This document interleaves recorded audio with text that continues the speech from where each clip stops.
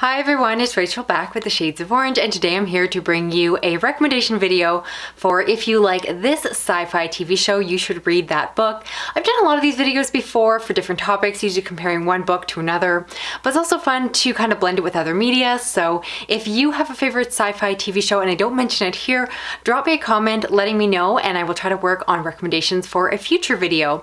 But if you want even more content like that, definitely stick around and subscribe, and I do have a playlist linked down below.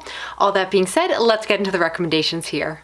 Now first, let's talk about Star Trek. Let me know if you are a Trekkie down in the comments. I am a huge fan of the franchise, and the first one I want to recommend is Red Shirts by John Scalzi. And this is a sci-fi satire which will most appeal to those of you that love the original Star Trek. I will admit that I'm more one who started watching during the years of Next Generation, Deep Space Nine, and Voyager, so those are my personal favorites. But if you enjoy the original series, you might be aware of the fact that there used to be this concept which also kind of followed through in Next Generation, where you'd have an ensign, or originally a red shirt, that would randomly go along on the away mission, and well, they always got killed off. And this basically became a joke in the community that you never wanted to be the red shirt going out on a mission, and John Scalzi took that concept and turned it around into a really fun book. In the story, we follow a group of young ensigns who happen to wear red shirts, and this book is incredibly meta because it's very self-aware. You definitely can see the nods to Star Trek. It really is not hidden within the story. And they slowly start to realize that whenever they go on away missions, things just go terribly wrong, and they just become really self-aware that things are just kind of ridiculous, and they start questioning things. And again, this book is really over the top, really goofy. I'll admit I tend to prefer personally more serious books, but if you enjoy something with a lot of witty banter, something that's going to jab and make fun of one of your favorite TV shows, this is definitely one to check out. Again, especially if you enjoy the really old versions of Star Trek. This one definitely makes a lot of references back to the beginning and its roots. Next, for fans of Star Trek, let's talk about Elder Race by Adrian Tchaikovsky. This is one of my favorite novellas, and it's actually a fantasy novella, but for reasons I'm going to still recommend it for fans of Star Trek, particularly the Next Generation, which is probably my favorite.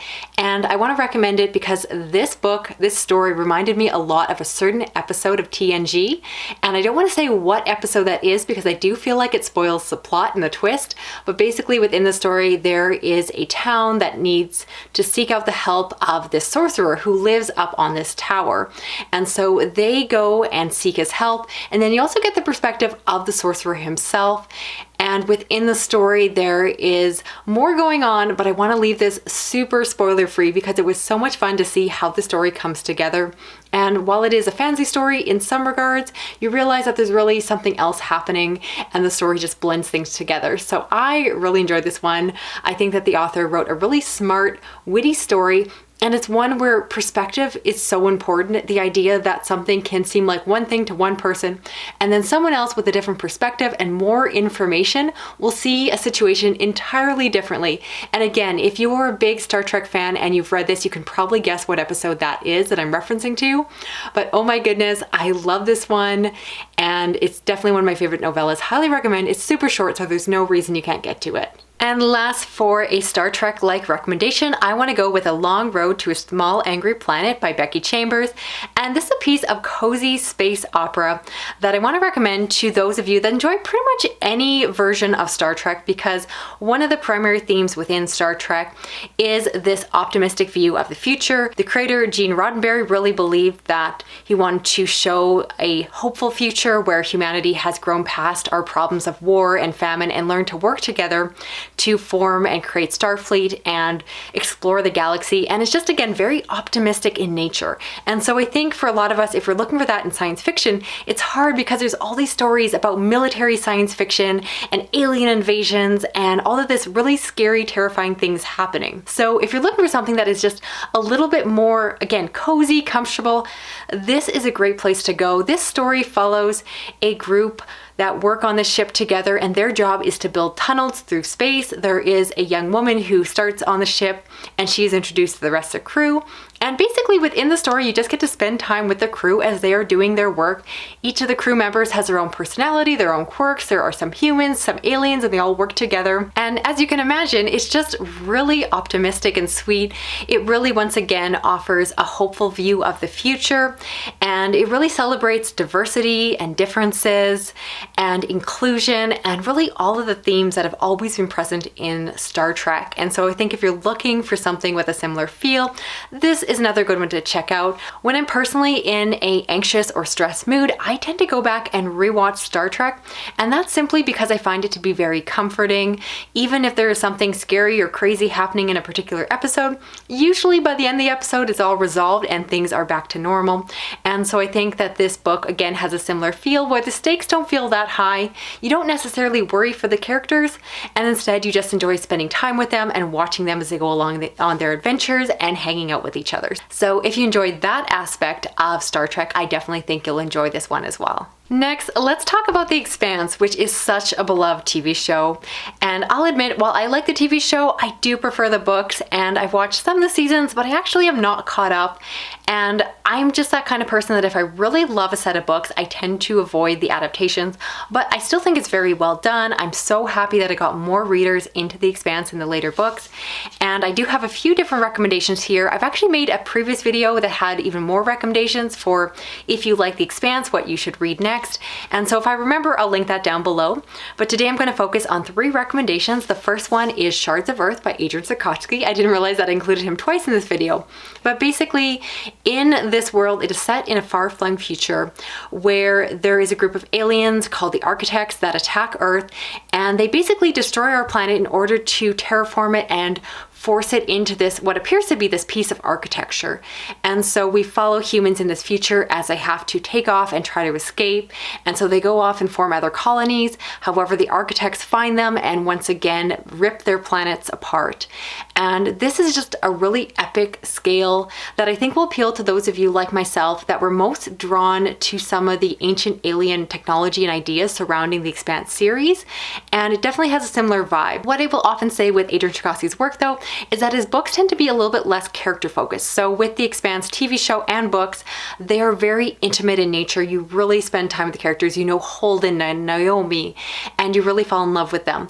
In the story, while there are definitely strong protagonists within it, I feel like it's more about the larger scope, the world building that is always first and foremost for this author. But if you love those big ideas, this book definitely still gave me similar vibes and kind of helped to fill the void after I finished all the books. Next, let's talk about Blind Space by Jeremy Saul. And this is a story that actually begins a book earlier in Stormblood, which I do recommend starting there because it will allow you to make sense of the story. In the first one, we follow a person who has been injected with alien technology, the Stormblood, that allows them to have their abilities enhanced. This was used during the war, and so you have all these super soldiers that are no longer soldiers that are still dealing with the after effects. Within the first book, someone goes missing, they have to go look for them, and then the story goes from there. I describe the first book as a sci-fi thriller, which while I enjoy that genre, it doesn't tend to be my favorite because I have a strong preference for things more like space opera.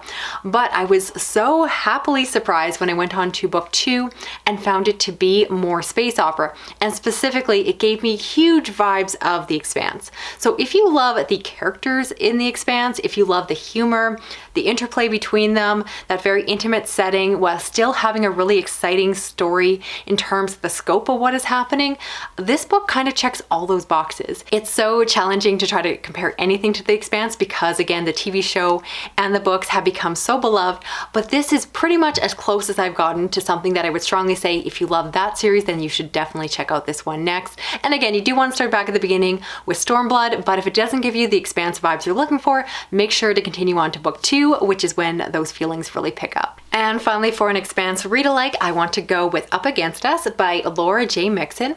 And this is a Tour Essentials re-release of a classic book that I'm really glad I got a chance to read. Within the story, we follow a group of humans living on this colony, this asteroid, and there is a group of saboteurs that are causing trouble. Something goes horribly wrong. There's a terrible accident and the stakes are high. So follow them as they have to figure out who is behind all this and try to come to a resolution with this mystery. This is one that once again gave me the Expanse vibes. I believe this re-release is literally blurbed by James S.A. Corey, and that's for a good reason. So I want to recommend this one if you really enjoy the human aspects of the Expanse. So I know for a lot of people, they really enjoy that it's set in the future, but not so far flung or in some other galaxy where we follow aliens, and instead it's much more focused on the humans. And a lot of the conflict, again, even though it's in the future, is between different factions of humans. And so I saw that once again within the story, that it's very much character focused. It's very intimate in nature. And again, if you love the asteroid belt in the Expanse, you'll see similar feels here where it's very much about the working class on this colony. And there's a little bit of a mystery, which again ties in with a lot of the Expanse books, have that thread of mystery throughout them. So while I do prefer the Expanse to this one, I do think that this is a solid read-alike, and I would recommend it if you're looking for something like that. And finally, I want to talk about recommendations for those of you like myself that love Dark Mirror. And this, of course, is a dystopian science fiction horror anthology that got very popular on Netflix. And this is one that I have different recommendations for it. I'm specifically in this video going to focus on recommendations that tie in more with the science fiction elements of the series. And so I have a few books to recommend here. The first one being The Test by Sylvain Neuvelt. And this is a very short science fiction novella that follows a person who is going off to do a test in order to complete their immigration to another country. During the test, they are following along and the story spirals from there. This is one where, once again, it's so short and the whole surprise is really in the twist. So when you read the book, you'll understand why I'm recommending it within this video for a comp for Dark Matter, but I really can't explain why without giving away everything. So just know that it has similar vibes to it, and I'll have to leave it there. But I really do encourage you to pick it up. It's short and sweet and definitely packs a punch, let's say. And next is Version Control by Dexter Palmer. And this is a sci-fi thriller that almost reads a little bit more like a contemporary. Within the story, we follow a woman whose husband is a brilliant scientist and he has just invented something. And within the story, it basically starts out with the woman recognizing that the world just doesn't seem quite right. It seems as if something is wrong, but she can't put her finger on it. And as we go through the story, we follow her through her life, which again is why I do say that the story feels almost more like reading contemporary rather than science fiction. But slowly strange things start to happen that you just can't explain, and you start to wonder what is going on. And of course, because I am letting you know it is classified as science fiction, there is some sort of twist to it. This, compared to the other ones I'm putting on this list, is much lighter than the stories you typically get from Dark Mirror, although I will argue that within the anthology there definitely are stories that use technology for more fun ways versus the really horrifying gut punches that we got in other episodes. So this one again is more on the light side, but it still fits within this larger topic or theme of stories that reminded me of Dark Mirror. So if you're open to that and are interested, I hope you check it out. I feel like it's a little bit more underhyped than some of the books on this list, and I do think it's worth your read. And finally, for books that remind me of Dark Matter, I want to go with Vigilance by Robert Jackson Bennett, which is a sci-fi dystopian novella that is set in a semi-near future. And within this world, we are following this reality TV show where there is a gunman that is set on the loose. And the idea here is it is to test society and citizens to see if they are always staying vigilant. And so they require these citizens to be ready with their guns and being ready to shoot down the perpetrator and bring them to justice. And so this is a story that you can probably tell from the setup has some very, very strong opinions and themes surrounding gun control in America. And so if you have an opinion that is different from the author, this might be a hard one to swallow, or you might just disagree or get pretty angry about it. But if you share similar views to the author in terms of their feelings about gun control and how it is currently being done in the States, the feelings about the right to bear arms and all that, that. This one definitely is a very cutting story. As far as the TV show, this one sounded pretty over the top in terms of concept, but when you actually read the story, it started to feel very believable that a reality TV show like this would develop. And I think that that is what I like so much about Dark Mirror episodes, is that they tend to lean into what feels far-fetched, but in some ways they pull from reality just enough that you start to worry that the ideas or futures that they are creating in this story might actually be possible. And again, your feelings toward the story are very much going to depend on your own feelings towards gun control and the surrounding themes. But yeah, this one definitely goes there. It packs a punch. It is ruthless, and definitely the dark dystopian that we're all looking for after finishing a Dark Mirror season. So that's it for this video here. I'd love to know of the books I talked about, are there any that you're planning on checking out? And once again, if you do want me to do another recommendations for other TV shows or maybe movies, I would love to hear which ones you would like me to focus on, and I'll get started doing some reading so that hopefully I can come back with a follow-up video with even more read-alikes. If you enjoy this content, I do read a lot of science fiction, thrillers, horror, and fantasy, and if you want to help me out with this video, you can hit subscribe, you can give me a thumbs up, you can drop a comment, even if it's just a emoji like a TV screen, that works. And if you want to hit that little notification bell, you'll never miss another video from me. Thanks so much for watching. I'll talk to you again soon. Okay, bye-bye.